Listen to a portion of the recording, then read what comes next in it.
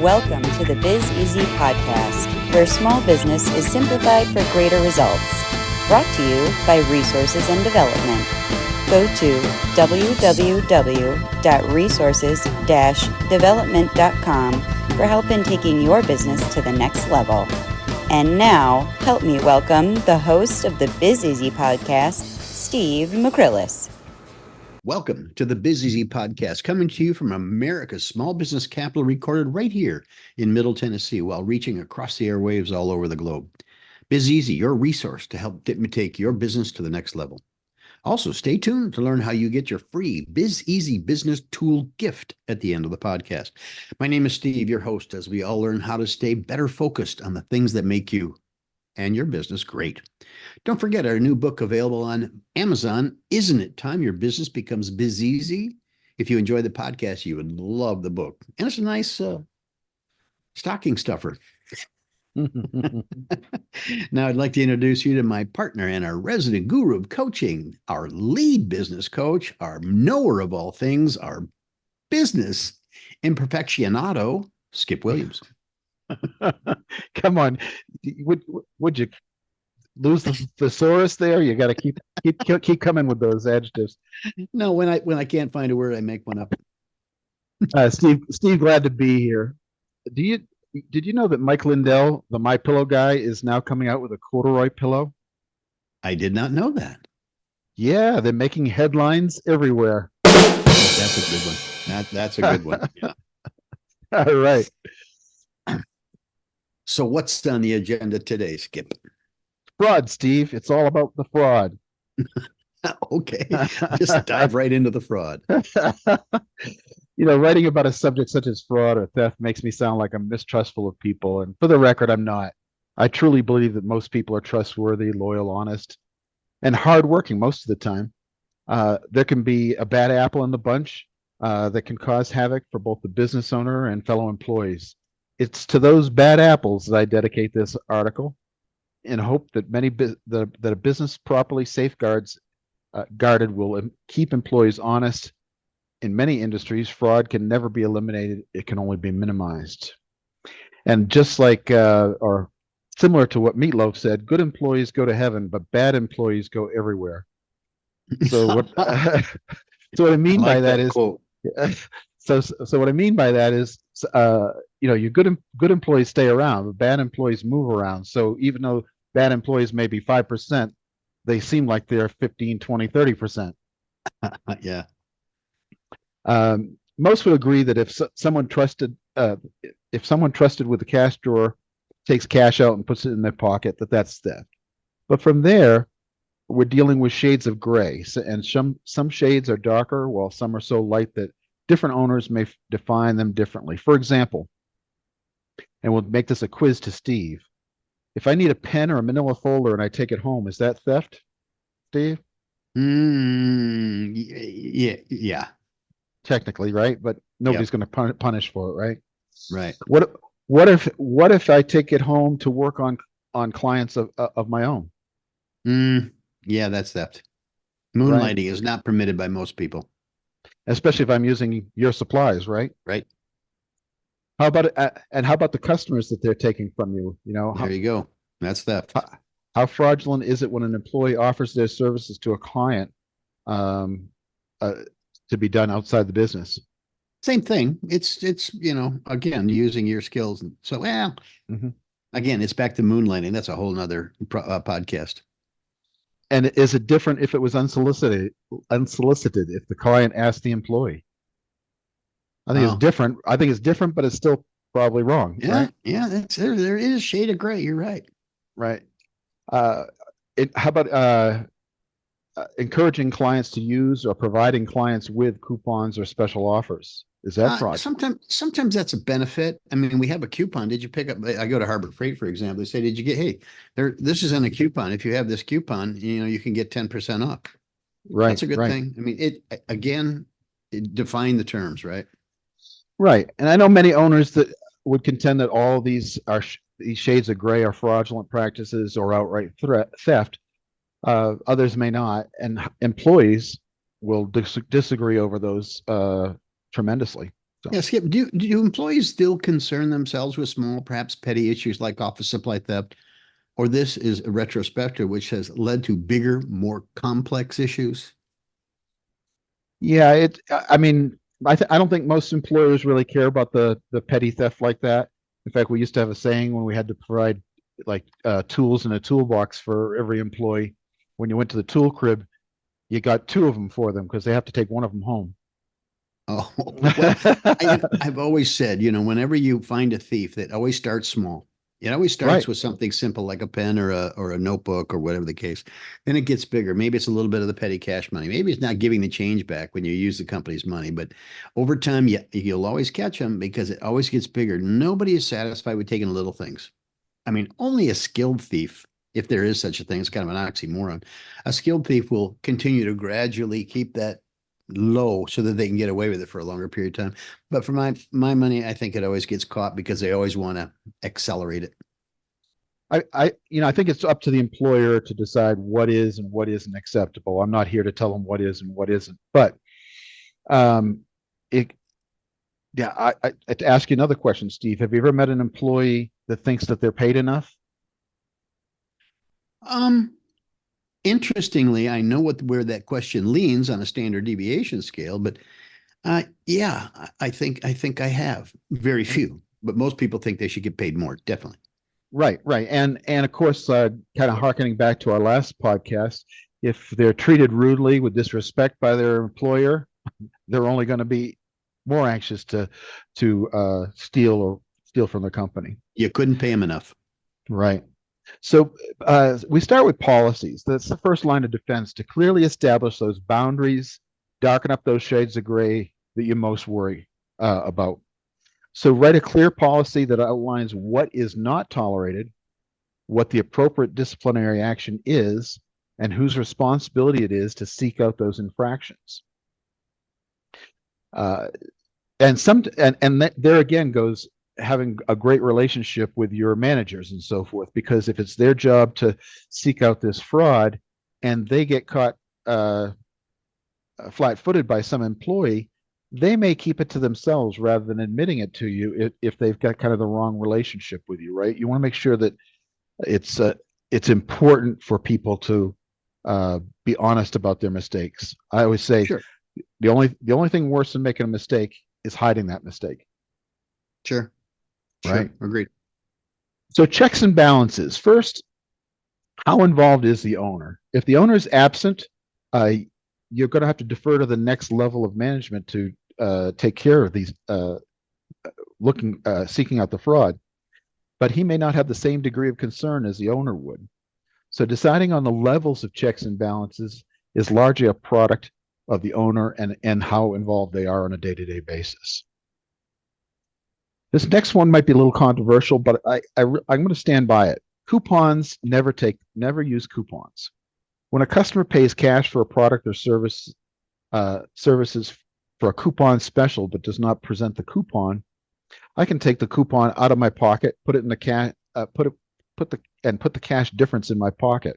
That's Oh, theft and that's fraud, when I first right? saw that coupons never, I wondered, because I gave that little example about Harbor Freight, but he pulls out one of their flyers and it's got a coupon on it. I mean, they pretty much leave it up to the cashier to decide, okay, coupon, because they don't really take the coupon and put it in the drawer anymore.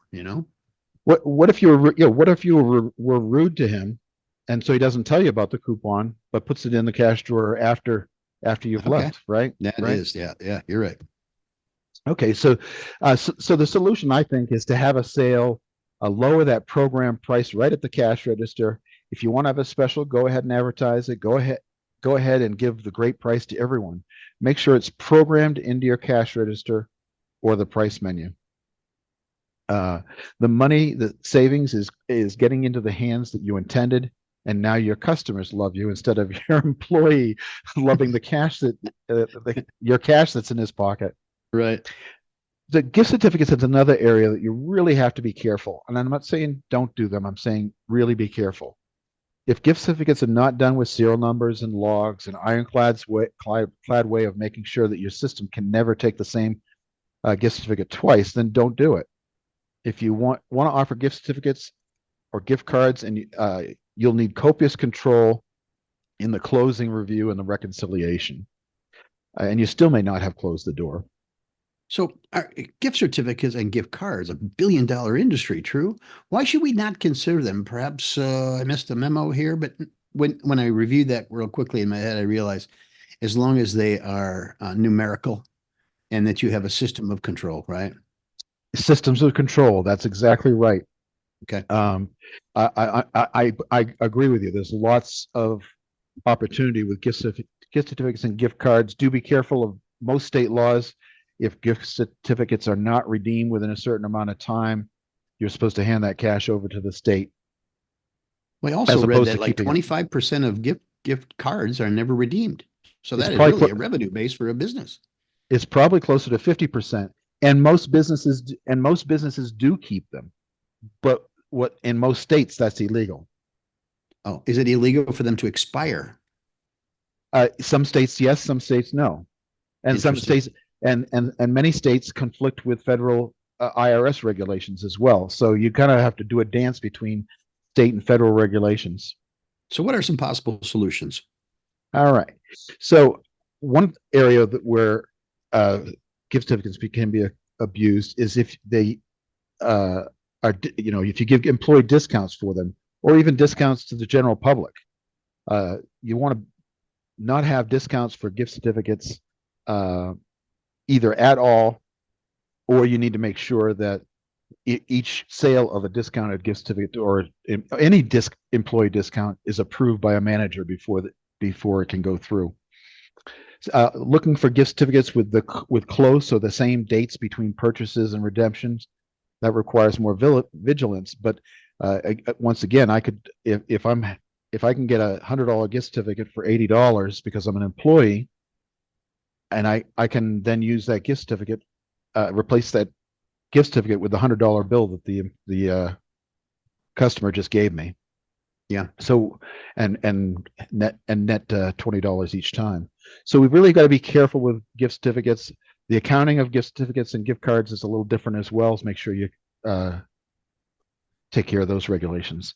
So the next step is closing and reconciliation. Always be careful. The closing review is imperative daily. Plus, the previous day's receipts need to be reconciled by at least 2 levels. The further the time that elapses between closing and review allows memories to get foggy and makes corrective action difficult. So daily reconciliation, closing reconciliations. The owner and manager makes all the deposits. It is preferred to have the owner make deposits, but when that's not possible, I recommend that the manager or the controller make the bank deposits. And yes, the employee could short the deposit and hope that this isn't found until after they quit several days later. And a manager or controller could do the same scam, but it's a little less likely if that's their chosen profession. And you must have a close working relationship with those people that handle that cash and are responsible for that. Mm-hmm. Detailed comp reports and guest incident reports. So before an employee gives a comp, they should make sure they write up what the comp was for and what happened and why that happened, and maybe even have the customer sign the incident report as well. From an accounting point of view, the process of having to give a detailed explanation, possibly further actions or follow-ups being made, should be enough to keep the comps that you give out legitimate. Sure. I agree with trying to avoid random discounting and uncontrolled freebies, but I also think putting customer satisfaction in the hands of frontline people is critical to proper customer service care. Would you not agree? I do. I do agree with that. It's just I'm probably adding an extra step, right? So they need to write up why that comp was given, and to who it was given, and what date and time, that sort of thing, and maybe even get the customer's signature, and then from there maybe we can verify that with cameras if we needed to. We could say that okay. Sadly, it may have come to that right there. Right. I mean, if I've had several comps by this employee, I'm going to go look at the cameras and say, okay, this incident report happened at 11:16. Let me take a look at the cameras. Yeah. And see what happened. Yeah. So vigilance, even with all the checks and balances in place, the opportunity for fraud can still exist. The more controls we have in place, the less temptation for our employees, and the more we show them how little toleration we have for such theft. Still, collusion between two or more employees can destroy even the best checks and balances. There's no substitute for vigilance. Nothing replaces that owner's involvement. The more time an owner spends caring about every transaction, every client, every employee, every sale, everything in his or her facility, the more tuned in they become, the less chance for fraud, collusion, and theft. The more we care about others and others' well-being, the more they will care about ours. I believe that while the direct loss of capital due to fraud can be significant, but the collateral damage that can be done can be even more devastating. The loss of customers, the corruption of data and the information that you're collecting, the disruption of all the staff, the rumor mills, the sense of betrayal, legal matters, community reputation, etc., could each take months to recover from. And we know we talk about analysis all the time. Just think about if there's been sustained fraud going on, all the analysis that we've been doing for the last 6 months or a year has to be thrown out as far as marketing analysis, which products sell the most, what our daily gross revenue is, all those things. You can even throw off our sales tax calculations. Yeah. So getting a business owner involved and informed without making him completely paranoid is always the goal. I must repeat that I believe that most employees are honest and hardworking, while I also believe that good fences make good neighbors. Let's keep honest people honest. Human nature being what it is, under the right conditions, when confronted with a temptation, will sometimes, if not often, get the best of any of us. Each time that fraud takes place, it then becomes easier for someone to fall prey the next time. So as owners, we owe it to our employees to set boundaries, limit, if not eliminate, the temptations, and be involved. You know, you talked about collateral damage, and I really have to expound upon that. If you set exactly those three things you just mentioned, set the boundaries, and it's clear to everyone, limit, if not eliminate temptations, and be involved. Be involved means that you actually hold people accountable to those boundaries. There's nothing worse to the people who have no temptation to steal, to let the business owner and their person that has stolen, to let that go by and say, don't do that again. Let's make sure that doesn't happen again. Because then it just denigrates the enthusiasm of all the other employees. How does this person get away with that? You know, we all have had the temptation to want to do that. But when somebody gets away with it and the business owner knows it, what does that do? It just kind of takes your incentive away, doesn't it? Yeah, in a way, they're not only stealing from the owner, they're stealing from the rest of the employees. They're the other employees in the business, because they look at this person that's stealing, still getting respected by the owner, and maybe even making more money, definitely making more money with the theft. And the other employees are working hard and being honest. Yeah, they resent it. So everybody gets hurt in the process. I just think that tarring and feathering has gone away way too soon. I think that's probably about right, Steve. Well, once again, it is story time, and the story we're going to tell you today is not told by either one of us. It's actually a video, which we are going to share with you, and I hope you enjoy it. I think it's about 2.5 minutes, but it shows a real-time company, a real company that actually had problems with the very topic that we talked about today and simplified things, obviously, for greater results. I think they followed through on one of our blogs and made it through this. Enjoy the video. In 2016, this company became embroiled in a scandal related to unauthorized accounts created by its employees. The fraudulent activities were primarily driven by aggressive sales targets and incentives that pushed frontline employees to meet unrealistic quotas. Frontline employees, including bank tellers and branch managers, faced intense pressure to meet sales goals. The fraudulent accounts were created to boost performance metrics and earn incentives, contributing to a toxic environment that fostered dishonest practices. The fallout from the scandal included legal and regulatory actions against the company, significant fines, and damage to the bank's reputation. Their leadership faced scrutiny for failing to provide adequate oversight and for fostering a culture that incentivized unethical behavior. As a result, the company underwent leadership changes, including the departure of its CEO, and implemented reforms to address the root causes of the scandal. This story is about Wells Fargo and serves as a cautionary tale about the importance of promoting a culture of ethics and accountability within organizations while curbing fraud at all levels. The aftermath of the scandal promoted a reevaluation of sales practices and the need for stronger internal controls and oversight to prevent such incidents in the future. Skip, what do you think of that story? You knew it was happening when it happened. Not many people knew it in advance that it was Wells Fargo, but some of those deceptive practices and so on and so forth, that was really some white collar stuff going on there. It does. And it always brings me back to think about the incentives you create. You want incentives that create, that strengthen your business, not hurt your business. Yeah.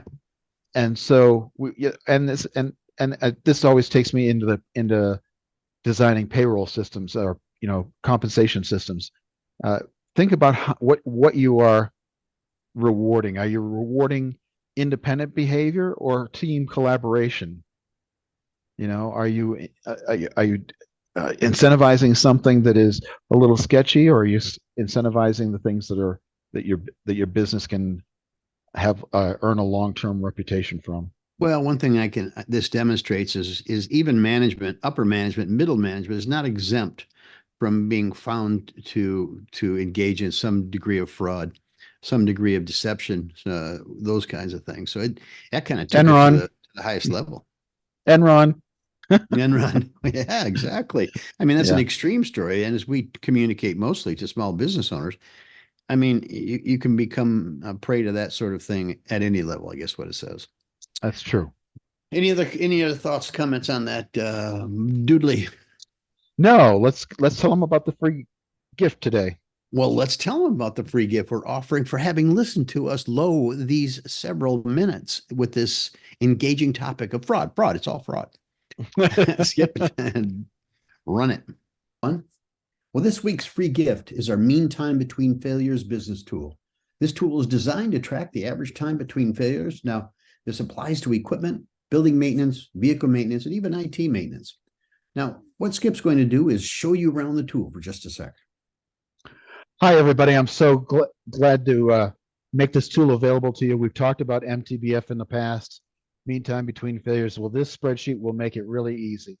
So we start here on the uptime tab on the spreadsheet and just fill in information in white boxes. And that's true with all the spreadsheets I build. So here we just need to create the systems that we're going to track. So if we're having a problem with a particular motor on a piece of equipment, we will put that in here. These are the things that we're going to log and keep track of. From there on, once the systems are in, it's really easy. You pick the system that you want from the drop down. You put in the time and date of the failure and the time and date of the when it's back online. You do that. It doesn't make any difference what order. Just make sure you pick the right systems, and you log each one of these. And over time, we'll start to get some information that will tell us about that particular piece of equipment. So you can see I've got the truck 3 front brakes here. We can see when it was last repaired. We can see what its average uptime is. We can see how many days between failure, and we can see how long it takes us to get it repaired. We can and we can predict the next failure. The amount of failures that have been logged so far is 2. And the higher this number, the more confidence that we can have in these predictions. Predictive spreadsheets that can be fun to use and really helpful for your business. One last note before I leave the spreadsheet is as these times and dates draw close to the time of failure, it will color code them as you see up here by the legend, entered failure zone, past the mean time to failure, or beyond predicted failure. With the spreadsheet comes a PDF manual for you, instructions manual. It'll show you how to use it. And there you can see those color codes that I talked about before in the picture. It'll tell you what to do as far as loading up the systems and logging the failures, and then how the dashboard will work. So Steve, that's the MTBF software. We call it Uptime. It should make MTBF really easy for everybody. Excellent. Now, as Skip had mentioned, it does come with a user's manual and all the instructions you need for inputting, understanding, and being able to use it to track your systems and system failures. Now, you can always reach out to us at resources-development.com, and our email information is in there. You can reach out. We'll walk you through it. Pick a time where we can walk you through it at your leisure. Now, we hope this tool helps make your business a little more predictable and a little bit more profitable. And the way to get your copy of the Uptime for free is to go to the podcast page at resourcesdevelopment.com, as he's put on the screen, and use the coupon code EASYMTBF. That's EASYMTBF to get yours absolutely free. Our gift to help your life is easier. I hope it helps everybody. Thanks so much. We're actually giving that gift away. That's a what, $199 value? No, it's not. But nevertheless, it's not nothing. Every week we got something planned for every episode this year. Yeah, just for listening to this, to two guys who enjoy small business and want to help. Anyway, anything else you want to add today, Skip? No, let's do this. Thanks for your blog on fraud. Thanks for presenting it to us today. Appreciate all 7 of our watchers and listeners. I'm kidding. Enjoy. Anything else? We will say that's a wrap. That's a wrap. Woo! Thanks for listening to today's Busy Z podcast. If you enjoyed our broadcast, we would kindly ask you to like, subscribe, and share with other entrepreneurs. See you next time on the Biz Easy podcast, where business is simplified for greater results.